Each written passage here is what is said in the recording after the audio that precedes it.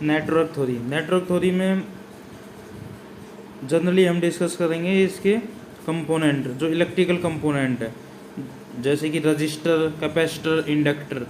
जो network theory है इसका जो ये बेसिक कंपोनेंट है, सबसे ज़्यादा यूज इनका एनालॉग इलेक्ट्रॉनिक्स और कंट्रोल सिस्टम में है।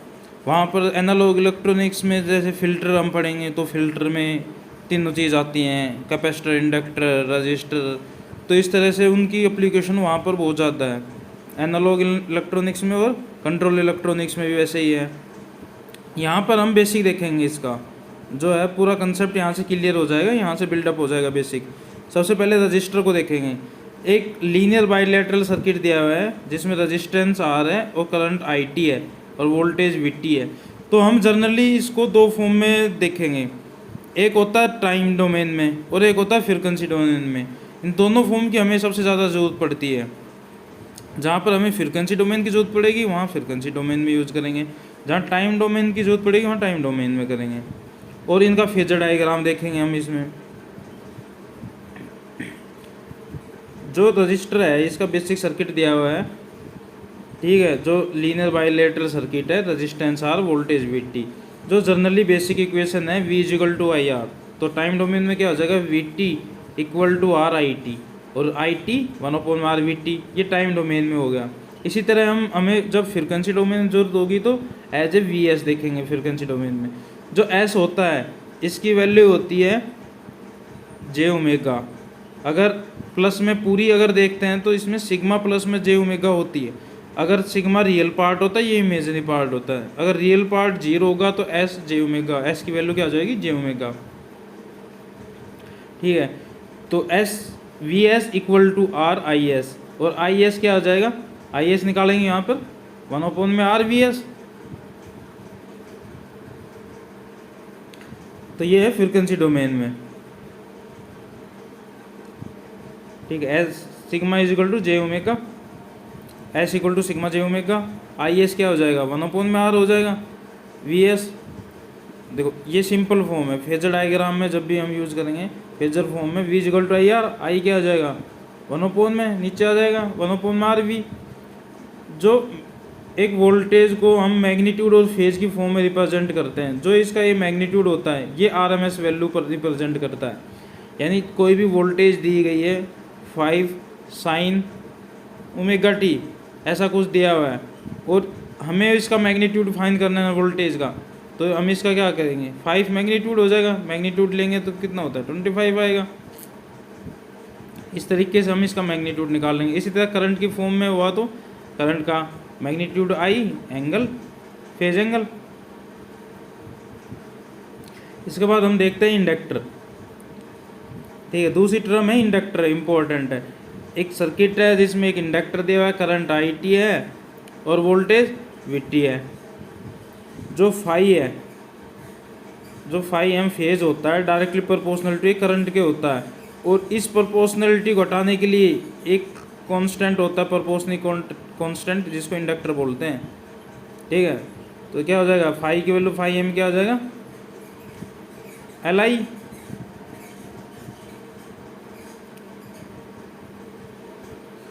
इसके बाद देखिए इसकी जो इक्वेशन होती है, जो बेसिक ये वी टी जो होती है, क्या होता है, inductor L D I upon D T.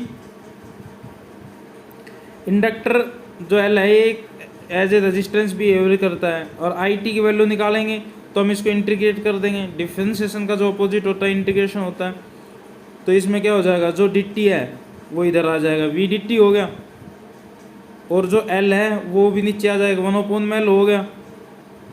I T I D T था, आई टी डी टी था, और जब इसका इंटीग्रेशन करेंगे तो ये कैंसिल हो जाएगा, तो यहाँ आई टी बचेगा, और इंटीग्रेशन 0 से टी हो जाएगा, क्या हो जाएगा, वी टी डी टी हो जाएगा। यही दे रखा है, देखिए वी डी टी, ये टाइम की फॉर्म में है अपनी इक्वेशन, ठीक है। अब फ्रीक्वेंसी फॉर्म में क्या हो जाएगा, देखिए टाइम के बाद फ्रीक्वेंसी है, वी एस क्या हो जाएगा, S into L I s, और आई एस क्या हो जाएगा 1/s हो जाएगा, एल नीचे आ जाएगा। जब वी एस हो गया, ये फ्रीक्वेंसी डोमेन में हो गया। वी क्या हो जाएगा, जे ओमेगा एल आई हो जाएगा, विजिकल टू आई आर होता है उसी फॉर्म में, ये भी आई क्या हो जाएगा 1 में जे ओमेगा एल। ठीक है, जो फ्रीक्वेंसी और टाइम डोमेन है इसमें हम जो फ्रीक्वेंसी इसका जो सर्किट बिहेवियर है, किसी सर्किट में एक इंडक्टर कैपेसिटेंस रेजिस्टेंस कैसे बिहेव करते हैं उसको रिप्रेजेंट करते हैं हम। ठीक है, अलग अलग फ्रीक्वेंसी पे, फ्रीक्वेंसी अगर किसी पर्टिकुलर फ्रीक्वेंसी पे क्या होगा, फ्रीक्वेंसी अगर ओमेगा 0 पे क्या होगा, ओमेगा इन्फिनिटी पे क्या होगा, और पर्टिकुलर फ्रीक्वेंसी एक ओमेगा पे क्या होगा, इन सब पे वैल्यू फाइंड करने के लिए हम फ्रीक्वेंसी डोमेन को पढ़ते हैं। जो इसका इम्पीडेंस है जे ओमेगा एल, वाई हो जाएगा, इम्पीडेंस का अपोजिट होता है एडमिटेंस, वाई एल 1 में जे ओमेगा एल। देखिए इसके बाद हम पढ़ते हैं कैपेसिटर को। कैपेसिटर में क्या होता है, एक सर्किट है, ये कैपेसिटेंस दिया हुआ है, करंट आई टी होगा, वोल्टेज वी टी अप्लाई होगा, आई टी क्या हो जाएगा c d v by d t. देखिए जो क्यू होता है इसमें वो डायरेक्टली प्रोपोर्शनल टू वोल्टेज होता है, और जो प्रोपोर्शनलिटी कांस्टेंट है इसको हटाने के लिए क्या हो जाएगा, एक कांस्टेंट आ जाएगा जिस कैपेसिटेंस बोलेंगे, प्रोपोर्शनल कांस्टेंट क्यू क्या हो जाएगा सी वी। ये इंपॉर्टेंट है, इन पे छोटे छोटे न्यूमेरिकल आ जाते हैं तो ये याद होने चाहिए, इनके ऊपर जनरली एक न्यूमेरिकल आ गया तो इस तरह के न्यूमेरिकल आ जाते हैं। जो आई टी है c d v by d t. अब देखिए अगर वी टी निकालना है तो क्या हो जाएगा, ये इससे मल्टीप्लाई हो जाएगा इधर, ये v d v v t होगा ये, और यहाँ पर क्या हो जाएगा, ये 1 में सी में आ जाएगा, और ये इंटीग्रेशन लग जाएगा आई टी डी टी, ये 0 से टी तक, यही तो हो जाएगा। अब इसको इंटीग्रेट करेंगे, दोनों साइड कर देंगे तो ये तो कैंसिल हो जाएगा, तो क्या हो जाएगा we T equal to integration 1 में सी इंटीग्रेशन 0 से t i t d t, यही बचेगा। देखिए सेम है, वी टी क्या हो जाएगा 1 में सी इंटीग्रेशन हो जाएगा 0 से t i t d T time domain में। इसी को फ्रीक्वेंसी डोमेन में देखेंगे, आई एस क्या हो जाएगा एस सी वी एस हो जाएगा, और वी एस क्या हो जाएगा 1 में s c i s. Frequency domain देख, जो एडमिटेंस होता है इसमें क्या होता है वाई सी क्या होता है एस सी होता है, और जेड सी क्या हो जाएगा एडमिटेंस, इम्पीडेंस क्या हो जाएगा 1 में एस सी, इसका अपोजिट होता है। आई क्या हो जाएगा जे ओमेगा सी, और वी क्या हो जाएगा 1 में जे ओमेगा सी फेजर फॉर्म में।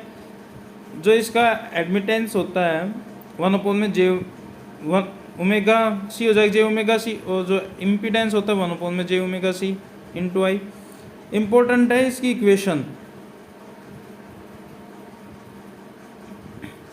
जो फ्रीक्वेंसी डोमेन की इक्वेशन है ये इम्पोर्टेंट है। जब पर्टिकुलर फ्रीक्वेंसी ओमेगा के ऊपर एक इंडक्टेंस और एक कैपेसिटेंस का बिहेवियर कैसा होगा उस सर्किट में, ये हम देखते हैं।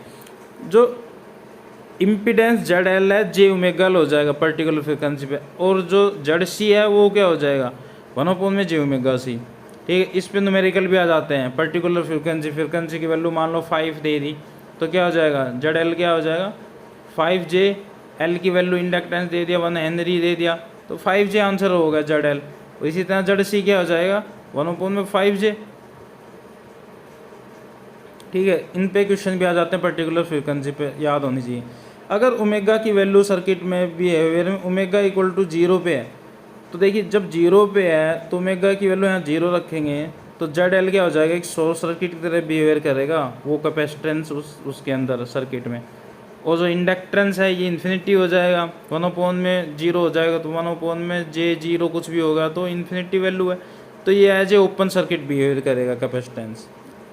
ठीक है, इसी तरीके से अगर ओमेगा इन्फिनिटी है तो कैपेसिटेंस ओपन सर्किट और इंडक्टर शॉर्ट सर्किट, ये याद होना चाहिए, इंपॉर्टेंट है ये टेबल। इसके बाद हम ट्रांसफॉर्मर देखते हैं। देखिए जनरली इन पे क्वेश्चन ये इंपॉर्टेंट है, ट्रांसफॉर्मर की जो इक्वेशन होती है जो V1 अपॉन में V2 N1 अपॉन में N2, ये बहुत इंपॉर्टेंट है।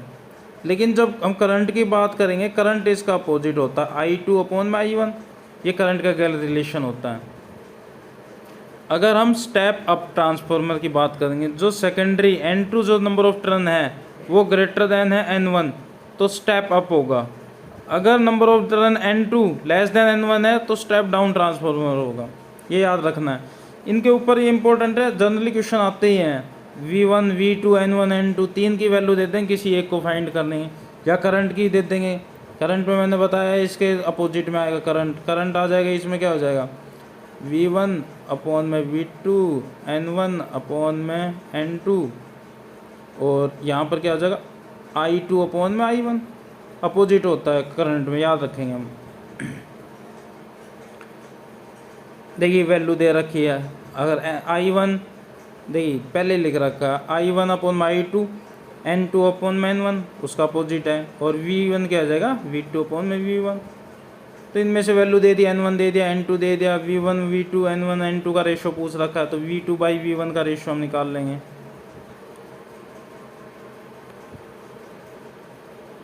गाइटर, ये क्या होता है गाइटर, एक 2 पोर्ट नेटवर्क है, 4 टर्मिनल है इसमें। देखिए 2 पोर्ट नेटवर्क है, हो गया 2 पोर्ट हो गए। इसमें R0 की वैल्यू फिक्स होती है, जो कोफिशिएंट ऑफ गाइटर होता है।